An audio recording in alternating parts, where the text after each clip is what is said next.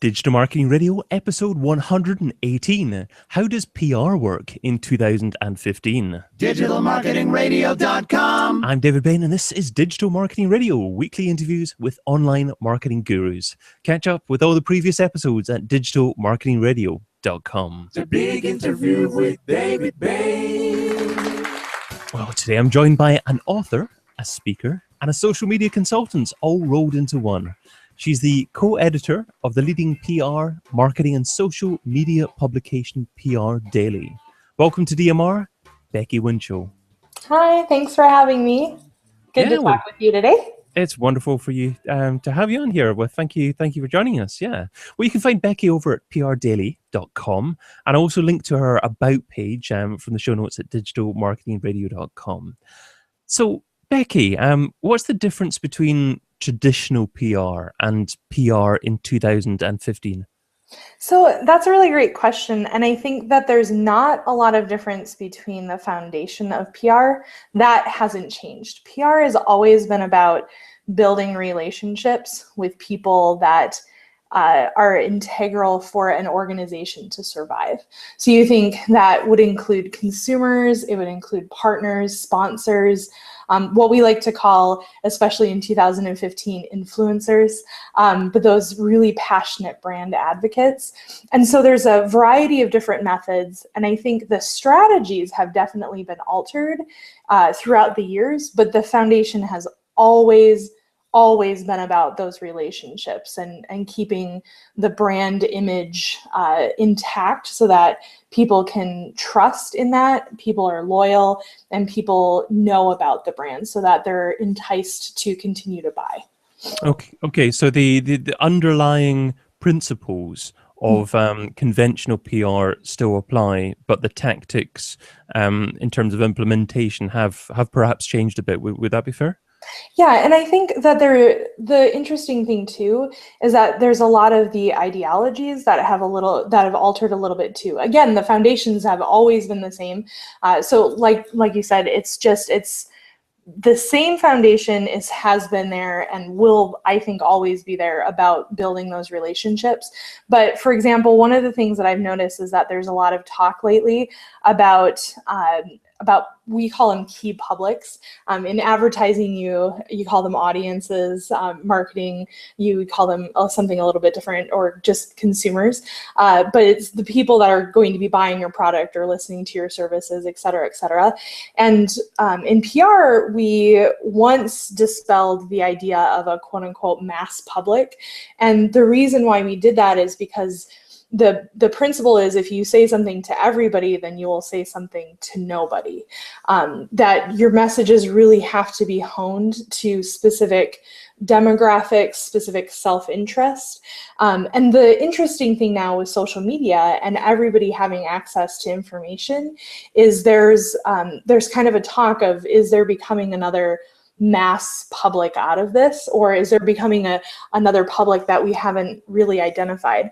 And I personally side with I don't believe that there's becoming a mass public, but what I think is it's even more important to look past things like the demographics and the geographics and those kind of metrics that we've always used to classify people and look at what they really care about, the core of what drives them in their everyday lives. And that's another thing that's kind of changed PR along, like we talked about a second ago with the strategies and tactics. So that sounds like then PR now is becoming focused on buyer personas and talking to an individual that you have in mind. Would that be right? Yeah, and I think that social media too has flipped that around, because we're now talking about a platform once was broadcasting. So you think about something traditionally like commercials, TV, radio, things like that, and that was a one-way communication. So whether it was a marketing, an advertising, or a public relations function, you're talking about getting your message from the corporation to the listeners. And now social media has completely changed that, where it's a back and forth conversation. And so exactly, you're having to hit those different personas, and they're going to tell you exactly how they feel, because social media has allowed them to do that. And so it's drastically changed the way that we communicate but the point is still to build those relationships. So one integral part of traditional PR was to craft and send out a press release or media release. Because it's so focused on individual relationships now, is the art of writing and publishing a press release dying and not going to be important at all in the future, or is there still going to be a place for that? So we actually, I actually was part of a panel in California a couple of weeks ago at the PR Summit, and we talked just about this. So it was really interesting to get another few professionals' takes on this as well, both from the journalist side and from the public relations side. And I think really what we agreed on is that PR and press releases in that sort of sense is not exactly dying, but it's changing, and it's evolving in a way that's really going to continue evolving, and it's never really going to go back to what it used to be.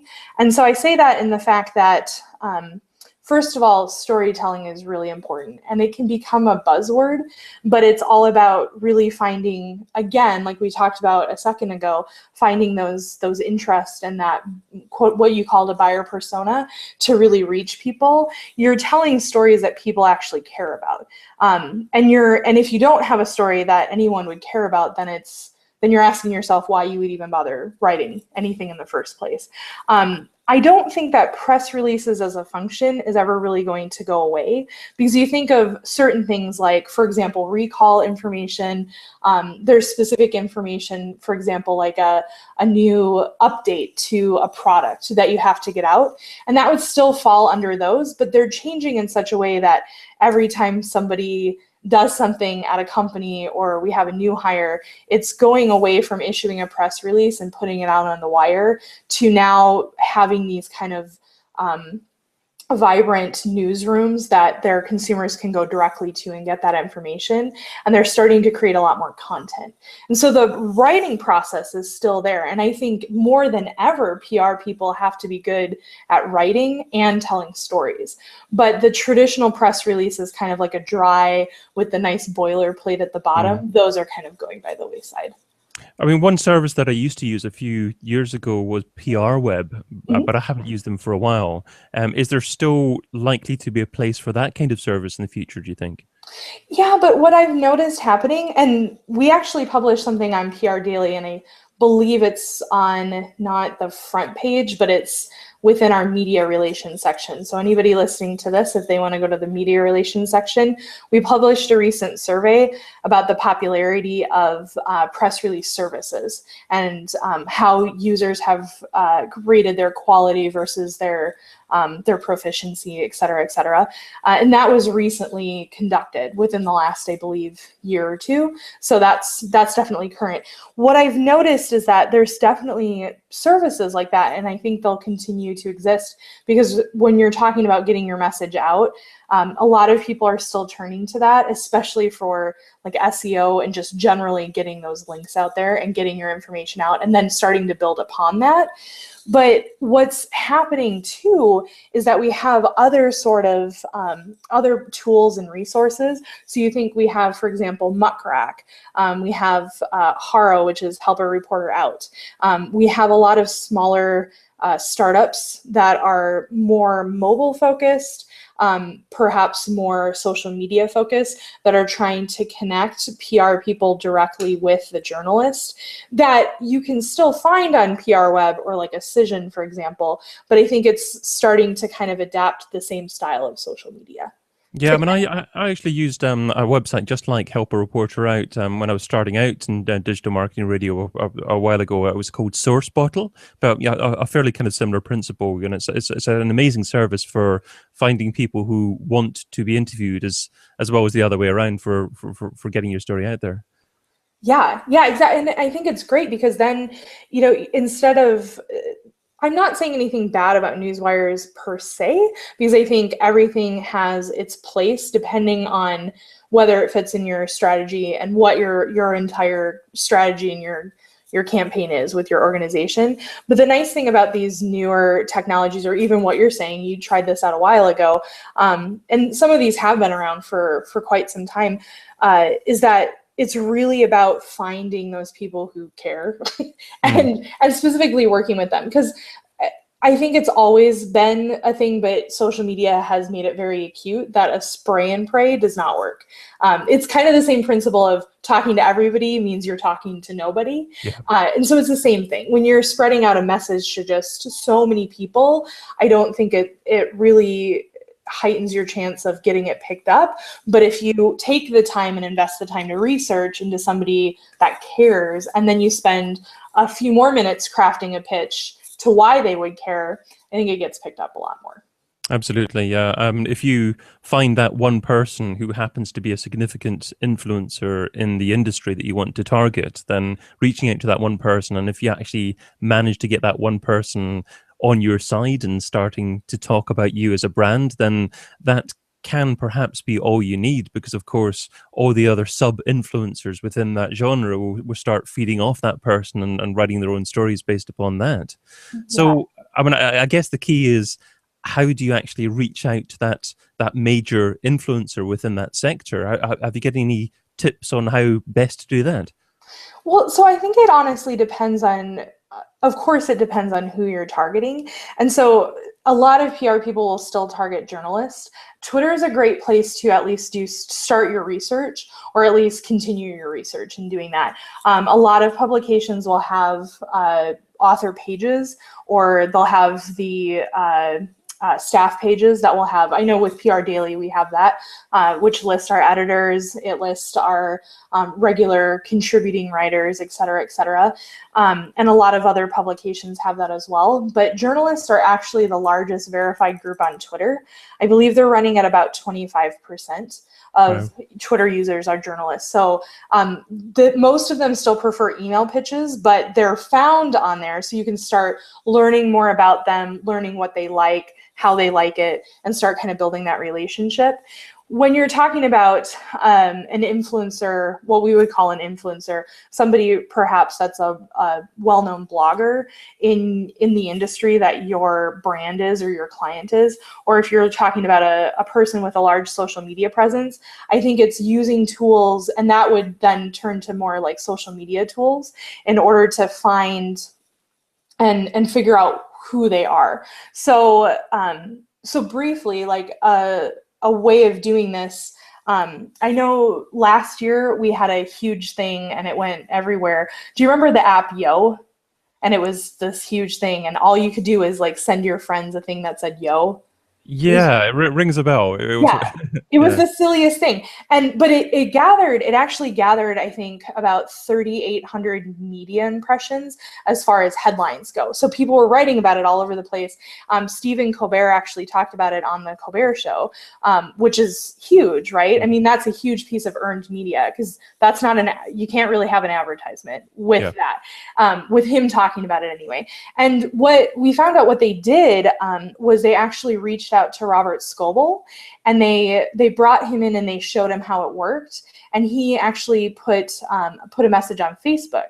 And then after that, they strategically started targeting all these other social media influencers. So they went to Twitter, they went to Facebook, they looked at Social Mention, they looked at BuzzSumo. They started using these social media monitoring tools to see what the conversation was and who were the huge conversation starters, basically.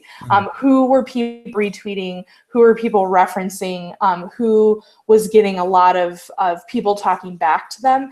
And that's how they found, and with tech, I think it's easier to find your main people. But then it's almost the same, as you can use a lot of these tools, or you can go natively on the site. So you can look at Pinterest or Tumblr. You can use, there's a great tool called Curulate, which works with Pinterest, Tumblr, and Instagram. And it works on doing visual analytics for your social media posts. But you can also kind of look at who's stacking up, who's got the big accounts. And from there, you can start going, okay, are they in my industry? And I think a caveat to that as well is when you're looking at these tools, whether it's a journalist at a publication, a blogger with a more new media approach to things, or just a person with a large social media following, no matter where that social media following is, I think that it's important to remember that it's the quality of the users, and you want that quality to be high versus the quantity. So I think some people get a little nervous when they see, okay, well, this person might only have 2,000 followers, but if all 2,000 of them really are into that niche, it's a great fit. And so that's kind of a caveat to using these services to find the people that you need to target. I mean, you said there, reach out to Robert Scoble. Now, he's obviously massive in the reviewing tech type area, but what kind of message would you actually reach out to him with? Would you just say, we've just launched this, would you care to look at it? Or is it possible, is it important to try and build a relationship with him before actually reaching out to him, actually telling him about what you do? So that's a great question, and we've actually had this conversation, I think, within the last month with a lot of our people in our PR Daily LinkedIn group. And some people were kind of advocating for, we call that kind of cold pitching, right? When you don't have a relationship built up before. And it happens, and the success rate is possible. I mean, there are successes that will happen before you build a relationship, but it's always better when you build a relationship. I don't think building a relationship will hurt you in any way, shape, or form. And so I think all the time, if your choices are, I can build a relationship or I can't, versus, okay, I don't have time and now I'm cold pitching, it's always build the relationship first. But I think whether or not you have a relationship or you're cold pitching, the big thing is, and I think this is a really hard thing to do for any PR pro, as well as any communications pro, marketing, social media, brand managers, etc., is that a lot of times their pitches and their mindset is, okay, this is what we have, this is the benefit, this is what we want you to do. Will you do it?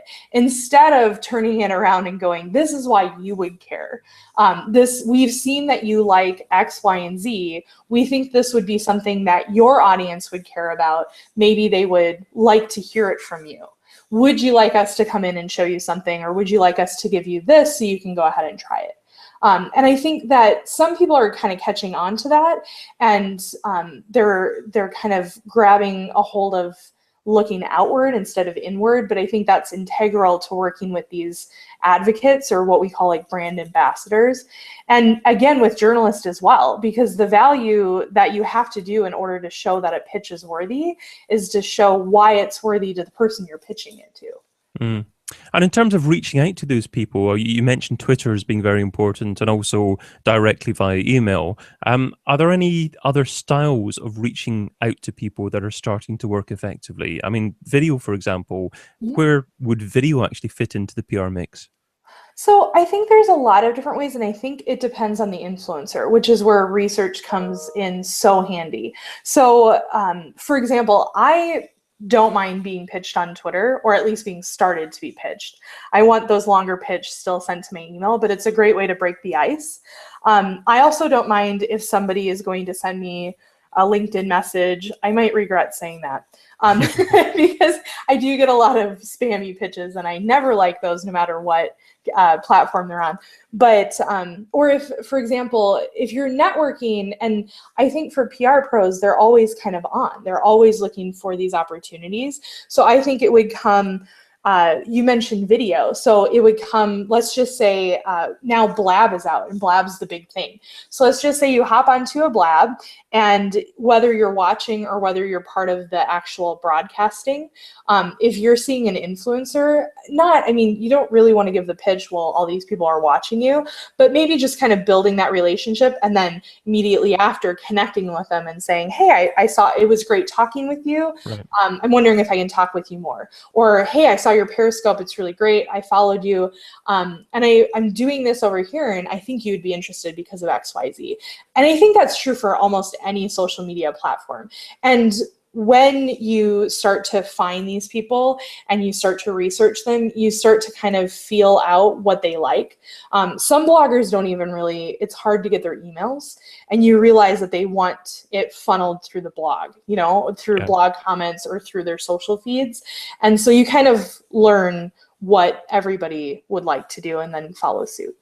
It's funny you mentioned actually LinkedIn there as well, because I'll accept quite a few different connections from people that I don't necessarily know, but could be good relationships in the future in terms of networking opportunities. But if someone then communicates to me and the first thing they do is just tell me all about what they do, and they don't even mention what I do, and it's not personalized at all, quite often I'll unconnect there and I just can't be bothered with it. Yeah, well, it's horrible. I mean, I think it's weird because for some people, first of all, maybe they do this, but I hope not. I kind of, people who do this, I wonder to myself, and sometimes I've actually asked people if they would go to a party or go to a networking event and just interrupt a group talking and stick their business card in somebody's face and just start their elevator pitch, right? I mean, you wouldn't do that. Most people, I think 99% of people in communications in any way, or business in any way, shape, or form would say, that's a horrible, horrible networking strategy, right? Definitely. I mean, but somehow that just loses translation on social media. And so I don't think that people understand that doing that, or it happens a lot on Twitter. You know, they'll send you the automated spam DM, you know, or they'll immediately start to pitch you something that has zero relevance. And it's the exact same thing as, it's a virtual way of going to a party and being that person. And you don't want to be that person. I was just interviewing Dennis Yu for episode 116, and he actually said that he goes to networking events with one business card and spends the evening talking to one person and forming that relationship. And then you never know where that's going to go. And he focuses on quality over quantity. And that's quite a unique, different, modern way of looking at it. That's really, really powerful. There's been some PR pros that I've seen that I've been really impressed with, and they will reach out to you, for example, after they've met you at an event, or they've maybe been a part of a Twitter chat. Twitter chats are a great way to talk to other influencers, because a lot of people that are, and in specific things too, because there's a Twitter chat about almost everything, right? And so people have reached out after that, and the thing that's impressive is when a PR professional says, hey, I really enjoyed XYZ, looking forward to getting to know you. Is there anything I can do to help you? I mean, just kind of a wide open sort of thing. And I think that establishes too, that sometimes, again, it's outward instead of inward, where it's great if a PR professional can offer help. Hey, are you working on anything? Can I give you a quote for anything? Or PR professionals regularly have an eye on trends and news because we have to. And so in order to really capitalize on that, if you know that a certain journalist or a certain editor, we have some people do it with us, that they see a big trend coming and they know that there's a likely chance PR Daily is going to write on it.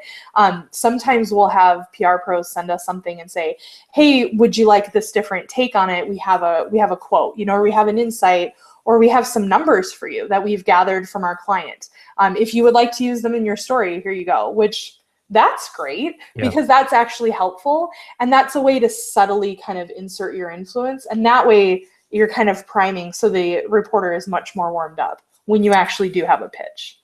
Well, let's segue into the second section of our discussion. So that focuses more on your thoughts on where digital marketing's been and where it's heading. So starting off with software I couldn't live without. So what software do you currently use in your business that if someone took away from you, it would significantly impact your marketing success? I really like Bundle Post. The reason I really like Bundle Post is, so we're getting to the point where, in the mad dash to create and then to curate content, it's just impossible to do it all and then still remain whole at the end of the day. I keep referencing this this YouTube video by DJ Flula, and he is talking about not being able to give 110% because it's not physically possible, or he would be a mud puddle or poodle on the floor. And the same thing kind of happens with PR professionals. I mean, we run kind of a crazy life, and we signed up for it, and most of us wouldn't have it any other way, but there's only so much that you can do in any given day. And so a tool that can allow you to gather all this content, what's great about bundle posts is that they can pull from specific sources. So I like to pull from a lot of, almost like an RSS feeder, and I have the news coming from a lot of different sources, a lot of different publications, and then you can put in your marketing messages, all pre set out and everything like that, and then you can set your schedules in advance. You can start mixing them. You can, and then it integrates with like a Buffer, a Sprout Social, a Hootsuite, sort of thing for scheduling. And so it's a great way to take something massive and boil it down to something a little bit more manageable. Oh, you certainly make it sound appealing, and I don't think I've ever tried it out before, so I'm going to have to do that as well. It's really great. So here's a slightly more challenging question. What piece of software don't you use, but you've heard good things about, and you intend to try at some point in the near future? Oh, I feel that there's a stack of those, and most of them happen to be productivity apps / analytic apps. Those tend to come out a lot. I know that I'm always, this is kind of a cheater answer, but I feel that every single time something comes out, like Hootsuite just came out to say that they've adapted to Instagram, and now you can, it's not that the API allows you to schedule your Instagram, but more that they'll send you a reminder to push the button to schedule your Instagram. But it helps you to actually do that, which I've been meaning to do. So it's more of the updates / the analytics side. I've always been impressed when people can actually get the analytics sliced down, because it's really hard. And I don't think that there's a one platform or one tool analytics answer, because I think there are so many different metrics that you're trying to make sense of, and you're trying to put it in context.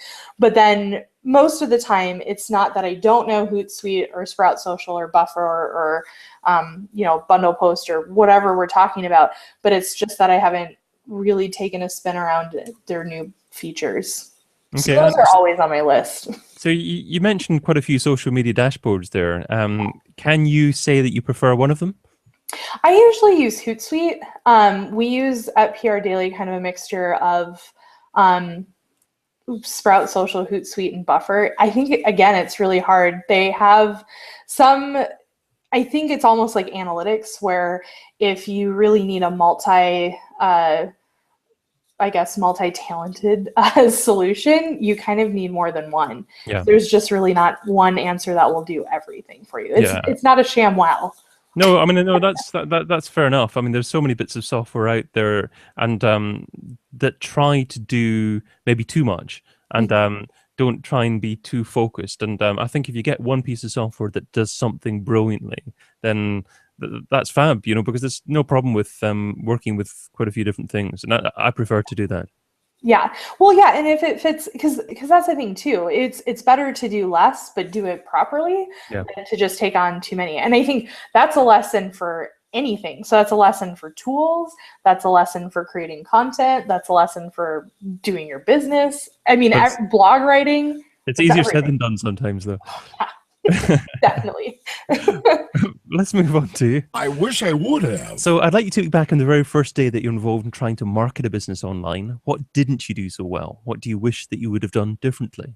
Oh, I think that's a really tough question. I think it's a learning curve for anybody to get past what we were talking about previously, of stop looking to the inside and looking out. So I think it's almost gut reaction when you start turning to social media, or when you write that first, if it is a press release, or you write that few starting blog posts, to promote a business, or you're scheduling out. Now it would be, promoted tweets and maybe promoted Facebook posts and things like that. I think it's like gut reaction to automatically start talking almost like you're writing, the new, the new hot marketing tool, or the new hot potato chip in like advertising. And so you write this like horrible copy that's all about, hey, look at us, we're shiny and new. And or you do something, and or you trend jack. And you do it in such a spammy sort of way. I've done that a few times, and it's definitely practicing what I preach, but I think it's hard to get into a habit of automatically thinking outside of yourself.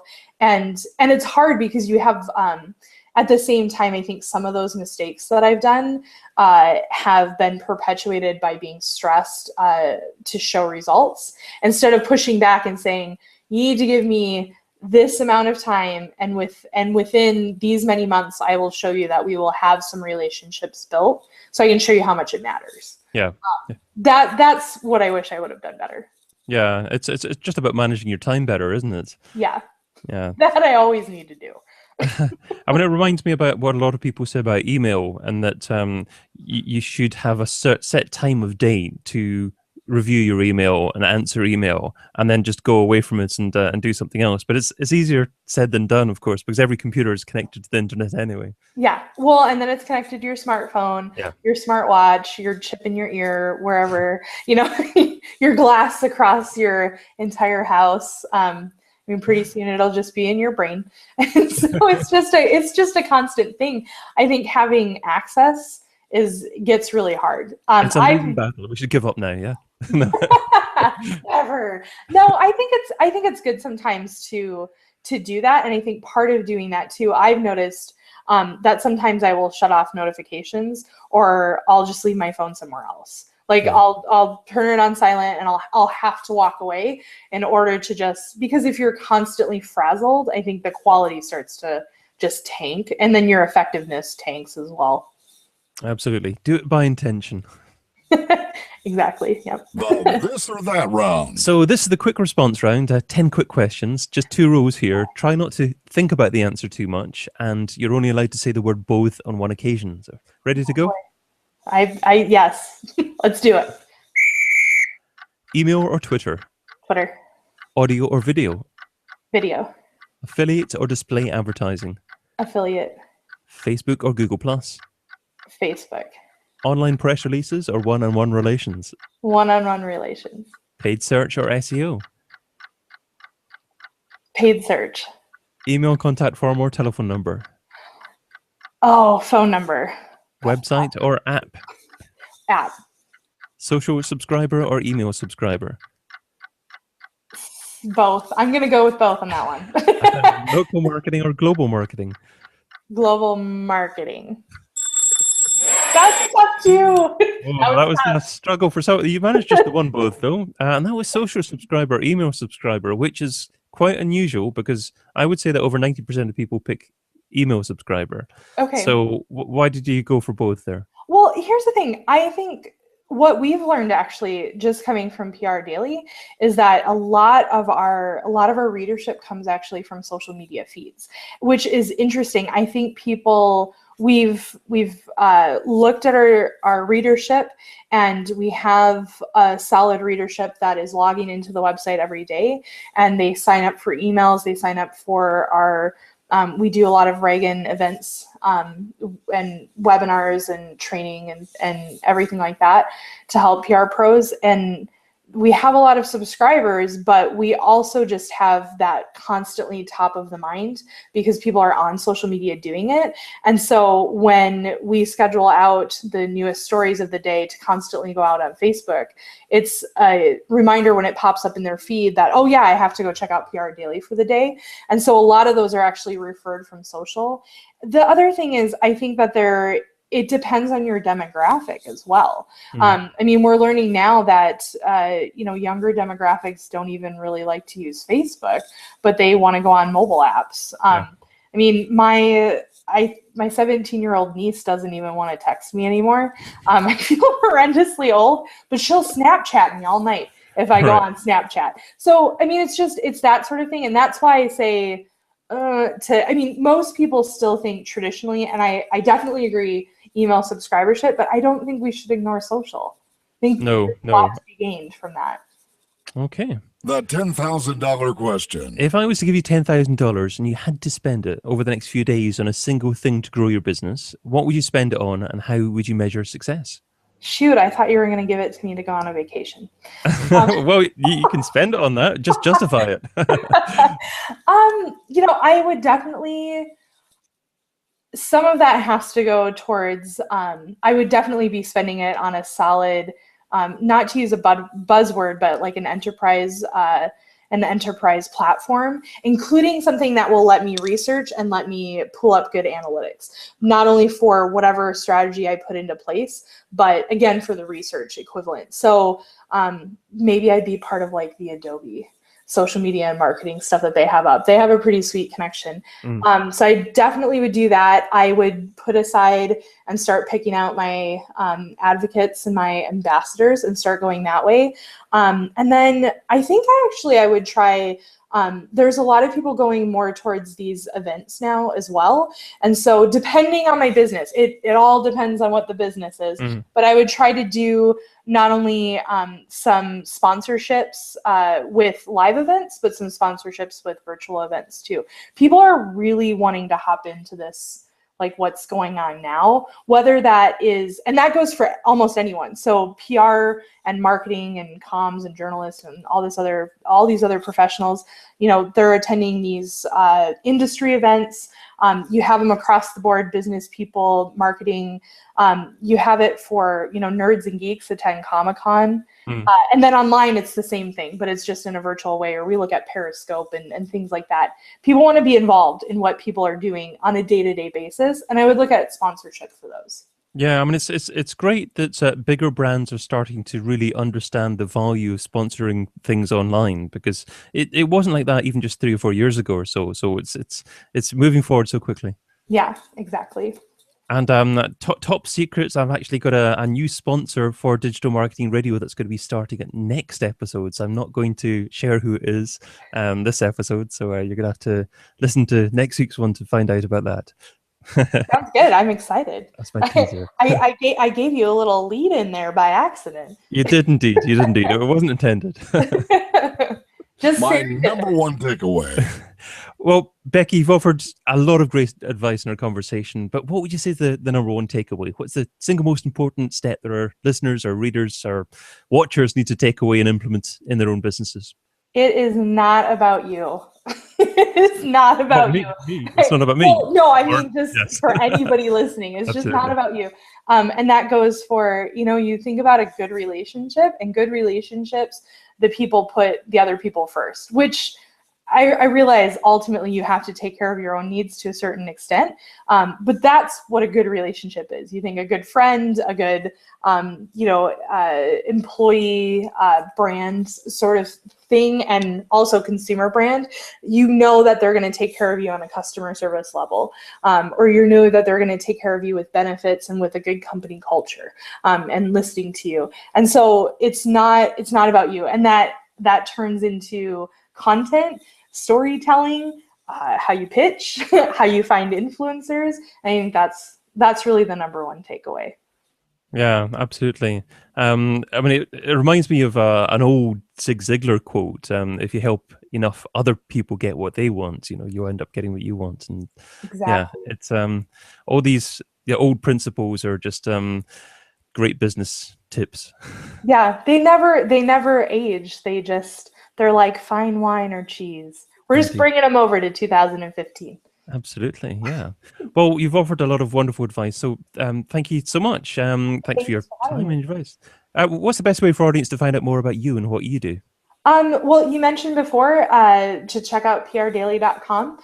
We publish stories every day, so you can definitely see what we've been talking about, what we're writing about. I co-host I host Reagan Chat every Tuesday on Twitter. And that's PR Daily's official Twitter chat. And then you mentioned the about.me, or just find me on Twitter at BEKI WINCHEL. So, yeah. Yeah, I wasn't so sure about your or saying your about page, just because I thought it was tricky to say or spell, or I just thought I'll link to it from the show notes, and everyone can find out about you from there. But or wonderful. like John Green says, look at the doobly doo. Yeah, do that. Yeah.